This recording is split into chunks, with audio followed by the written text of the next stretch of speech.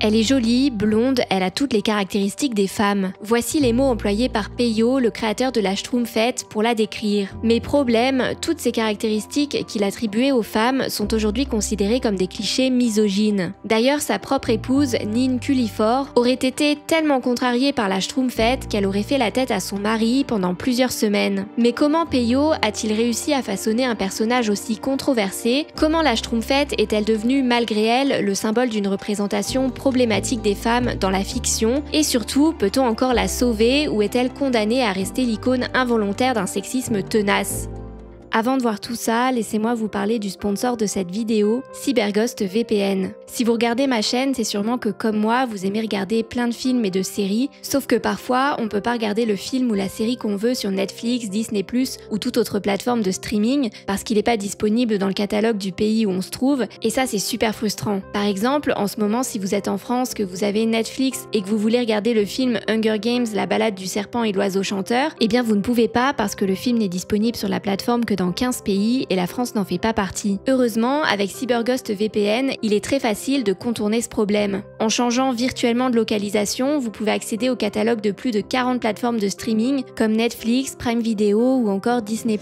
À noter aussi que l'application est disponible pour tous les systèmes d'exploitation et peut protéger jusqu'à 7 appareils en même temps, donc clairement ça vous permet de partager votre abonnement avec votre famille et vos amis, ce qui est quand même vraiment cool. Elle vous permet aussi de protéger votre vie privée numérique, puisque grâce à ses 11 000 serveurs répartis dans plus de 100 pays, elle crypte et redirige votre trafic de manière anonyme et sécurisée. Aujourd'hui, CyberGhost VPN, c'est plus de 38 millions d'utilisateurs dans le monde et de très bonnes notes sur Trustpilot. Grâce au lien que vous trouverez dans la description, vous pouvez bénéficier d'une réduction de 83% et obtenir également 4 mois gratuits. Et en plus de ça, CyberGhost VPN vous propose une garantie de remboursement de 45 jours et un accès au support client 24 heures sur 24, 7 jours sur 7, donc vous pouvez vous abonner sereinement. Et sur ce, reprenons la vidéo.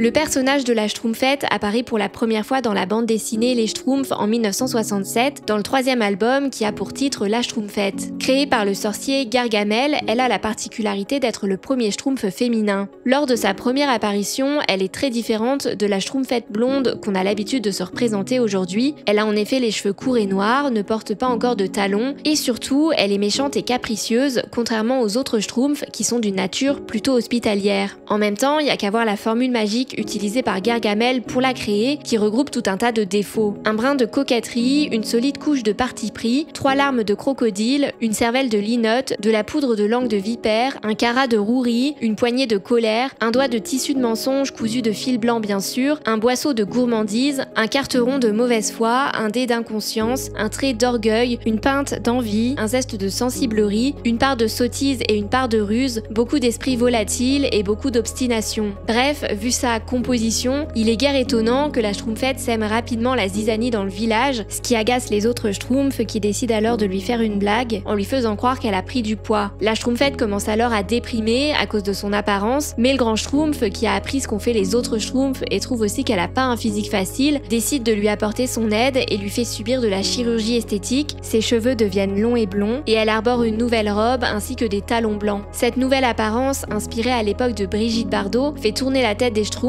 qui tombe sous son charme et commence à se battre pour la conquérir. D'après Damien Boone, chercheur associé au CERAPS à l'université de Lille et auteur d'un master consacré aux Schtroumpfs, comme la Pandore des Grecs, élève tentatrice des chrétiens, la Schtroumpfette est une beauté dont la seule fonction est de séduire pour conduire au malheur. Son personnage concentre tous les défauts imputés aux femmes pendant des siècles en Occident. Ainsi, la Schtroumpfette est idiote, gourmande, orgueilleuse et j'en passe. Bref, elle a tous les défauts du monde, sauf un, elle est belle, ce qui lui permet de correspondre au fantasme des hommes. Cette vision de la femme par l'homme, c'est ce qu'on appelle le male gaze, c'est-à-dire le regard masculin en français. La femme est ainsi représentée de manière à correspondre aux désirs des hommes sans chercher à plaire aux femmes elles-mêmes. Damien Boone explique. À cette époque, les BD étaient faites par des hommes, ils s'amusaient au ras des pâquerettes, sans méchanceté sans doute, mais sans esprit critique. Leurs BD se font le miroir des préjugés ambiants, on peut les lire comme des témoignages sur la société dans les années 60. Mais quelles qu'aient été les intentions de Peyo à l'époque, le problème c'est que cette représentation maladroite des femmes, souvent jugée misogyne, colle encore à la peau des Schtroumpfs aujourd'hui et est pas mal répandue dans les œuvres de fiction, comme nous allons le voir maintenant.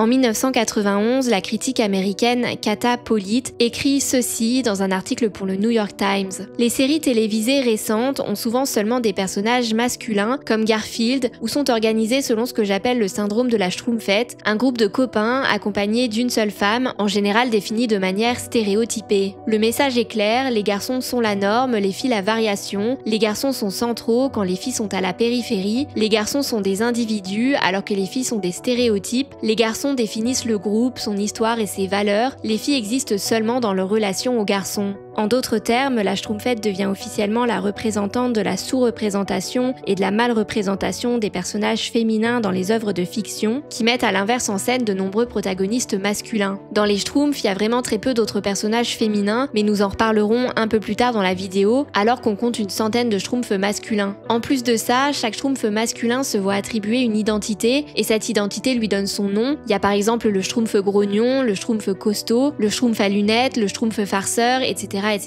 Mais la Schtroumpfette, elle, n'est entre guillemets rien de plus qu'une fille. Elle donne ainsi l'impression d'exister simplement parce qu'elle est la femme dans un village rempli d'hommes, la love interest des Schtroumpfs, voilà sa seule particularité. Et en fait, c'est là quelque chose qu'on retrouve beaucoup dans le monde audiovisuel, et je ne parle pas seulement ici des adaptations en série et en film des Schtroumpfs. Dans la série Prison Break, par exemple, Sarah Tancredi est l'une des très rares femmes de l'histoire et sert principalement de love interest pour le personnage principal, Michael Scofield. Autre exemple avec le personnage de Penny dans The Big Bang Theory. Au début de la série, elle est le seul personnage féminin sur les 5 personnages principaux et contrairement à ces derniers et à tous les autres personnages de la série, on ignore son nom de famille. Elle n'est appelée que par son prénom ou après son mariage par son nouveau nom d'épouse. En plus de ça, d'après un article de La Dépêche, Penny multiplie les stéréotypes sexistes. Elle profite de l'argent, de l'hospitalité et de la nourriture de ses voisins masculins et est considérée comme bien plus ignorante et bien plus frivole qu'eux. Mais même une série comme Stranger Things s'est vue reprocher à un moment de présenter à son tour le syndrome de la Schtroumpfette. Un article d'IndieWire fait remarquer que dans la saison 2, Mike tente d'exclure la nouvelle venue dans la bande, Max, parce qu'il pense qu'il n'y a pas de rôle pour elle dans le jeu auquel il joue avec ses amis masculins et auquel participait avant un seul autre personnage féminin, 11, dans le rôle du mage. Autrement dit, dans sa bande, il y aurait de la place que pour une seule fille, et cette place est déjà prise. Bref, des exemples comme ça, il y en a plein d'autres, comme Alice dans le film Super 8 de Steven Spielberg, la princesse Leia dans les films Star Wars, la veuve noire dans la saga des Avengers, ou encore Tess, interprétée par Julia Roberts dans Ocean's 11. Pour identifier si le syndrome de la Schtroumpfette est présent ou non dans une œuvre, on peut par exemple s'aider du test de Bechdel, qui consiste à se poser 3 questions pour analyser la place des femmes dans une œuvre. Y a-t-il au moins 2 femmes nommées dans l'œuvre? Ces 2 femmes échangent-elles directement ensemble? Parlent-elles d'autre chose que d'un homme? Si la réponse est oui à ces 3 questions, le test est réussi, et sinon, les chances que l'œuvre en question présente un syndrome de la Schtroumpfette sont assez élevées. Ainsi, d'après le site collaboratif bechdel-test.com, un film comme K-pop Demon Hunter dont je vous ai parlé dans ma précédente vidéo passe le test, puisqu'on a 3 personnages principaux féminins qui échangent directement entre elles pour parler d'autre chose que des hommes, même si ça ne les empêche pas de baver devant les Saja Boys quand elles les voient. A l'inverse, l'épisode 4 de Star Wars, sorti en 1977, ne passe pas le test. Si 2 personnages féminins sont nommés dans le film, à savoir la princesse Leia et Tante Beru, elles ne se rencontrent jamais. Un seul critère est donc rempli sur les 3. Mais évidemment, pour certaines œuvres, il peut vraiment y avoir débat. Par exemple, le film Pacific Rim ne passe pas le test de Bechdel, alors qu'il présente un personnage féminin fort, Mako Mori. Ce personnage a donc inspiré et donné son nom à un autre test, le test de Mako Mori, qui repose sur les 3 critères suivants. Le film doit avoir au moins un personnage féminin, ce personnage doit avoir son propre arc narratif, et cet arc ne doit pas consister à être le faire-valoir d'un personnage masculin. Bref, tout ça pour dire qu'il y a plusieurs façons d'analyser la place occupée par les femmes dans les œuvres de fiction, mais que globalement, nombreuses sont celles qui les représentent mal, ou les sous-représentent, ou les deux à la fois. D'après une étude réalisée par le Gina Davis Institute, se basant sur 120 films sortis au cinéma entre 2010 et 2013, seulement 10% d'entre eux présentaient un casting équilibré entre hommes et femmes. Néanmoins, il semblerait que ce problème soit de plus en plus reconnu et pris au sérieux par les créateurs de fiction qui essaient de le corriger, et voici comment.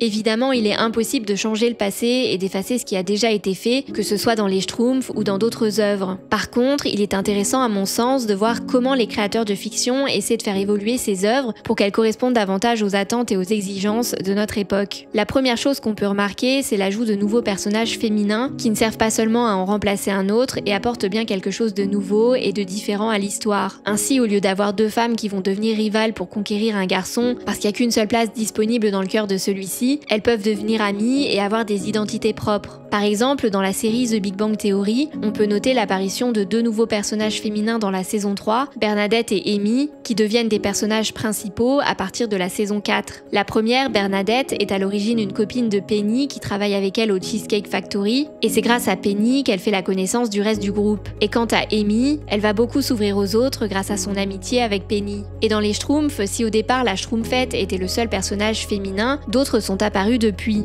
Dans le film Les Schtroumpfs 2 de 2013, la Schtroumpfette devient amie avec Vexy, et dans le film Les Schtroumpfs et le village perdu, on va encore plus loin puisque les Schtroumpfs découvrent un village entier composé uniquement de femmes. D'autres fictions inversent même carrément la tendance en ayant un casting quasiment exclusivement féminin. On peut citer par exemple le film Ocean's 8 ou encore le film SOS Fantôme de 2016. Mais outre l'ajout de plus de personnages féminins dans les fictions, on peut aussi remarquer une volonté de faire évoluer leur rôle d'un personnage faible à un personnage fort pour tenter de s'éloigner des stéréotypes. Par exemple, dans le film Les Schtroumpfs 2 de 2013, la Schtroumpfette se fait kidnapper, elle représente donc la demoiselle en détresse que les autres Schtroumpfs doivent sauver, mais dans le film Les Schtroumpfs de 2025, c'est pas la Schtroumpfette mais le grand Schtroumpf qui se fait kidnapper et qu'il faut sauver. Et non seulement la Schtroumpfette se joint aux autres Schtroumpfs pour venir en aide au grand Schtroumpf, mais c'est elle qui prend le lead. Ce personnage, que l'on assimile d'habitude à une simple cruche ou à une potiche sexy, pour reprendre les expressions d'un article de Libération, devient dans ce film une véritable badass, pour reprendre cette fois-ci l'expression de Rihanna, qui lui prête sa voix dans la version originale du film. On peut aussi prendre encore une fois l'exemple du film Les Schtroumpfs et le village perdu, dans lequel, bien que la Schtroumpfette se fasse capturer par Gargamel au début, c'est elle qui sauve héroïquement tous les Schtroumpfs à la fin. Ce film a aussi le mérite d'aborder directement la question de l'identité de la Schtroumpfette, avec le grand Schtroumpf qui nous dit dès le début du film: un problème demeure, le nom de Schtroumpfette ne nous apprend rien sur elle. Il ne nous dit pas qui elle est, ni ce qu'elle sait faire. Bref, et même du côté de la bande dessinée, on note une évolution. Par exemple, dans le tome 28 intitulé La Grande Schtroumpfette, sorti en 2010, la Schtroumpfette réalise que les Schtroumpfs l'adorent mais qu'ils ne la prennent pas du tout au sérieux. Elle dit d'ailleurs au grand Schtroumpf: ils me prennent pour une faible créature qui n'a rien dans la Schtroumpf, une poupée juste bonne à mettre de jolies robes et à schtroumpfer des biscuits. Pour lui donner l'occasion de s'affirmer, le grand Schtroumpf va donc s'absenter et la nommer remplaçante. On note aussi depuis 2017 la sortie d'une nouvelle série dérivée des Schtroumpfs, intitulée Les Schtroumpfs et le village des filles, qui compte 7 tomes à l'heure actuelle et fait suite au long métrage de 2017, Les Schtroumpfs et le village perdu. On y retrouve ainsi les nouveaux personnages du film comme Saul, Tempête ou encore Bouton d'or.